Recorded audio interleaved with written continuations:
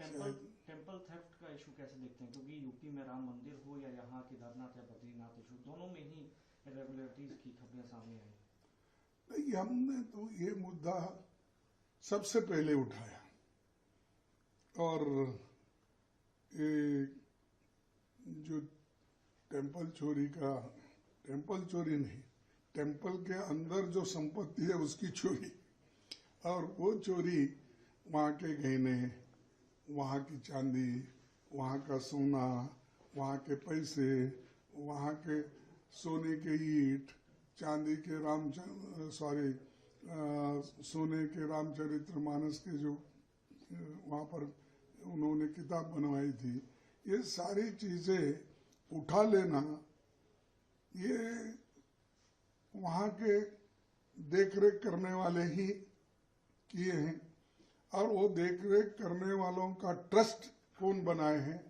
तो हमारे prime minister ने ही बनाया। उद्घाटन कौन किया? उन्होंने किया। पूजा किसने शुरू की? उन्होंने किया। झंडा किसने चढ़ाया राम मंदिर पे? उसने किया। ट्रस्ट के मेंबर्स को सेलेक्ट किसने किया? उसने किया। इसीलिए हमने चाहते हैं कि जब सारी चीजें आप किए हैं तो आप आके सदन में रिप्लाई दो, क्यों ऐसा हुआ, कौन से कैरेक्टर के लोगों को आपने अपने ट्रस्ट में डाले, हम पूछना चाहते हैं। आप क्यों डर रहे? समझ में नहीं आ रहा।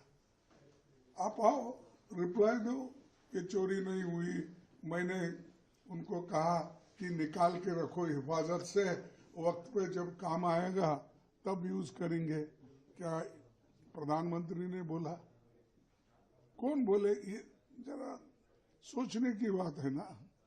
और लोग जो राम मंदिर या राम के विश्वास करने वाले जो लोग हैं, वो लोग तो परेशान हैं, क्योंकि उनकी श्रद्धा को धक्का लगा है।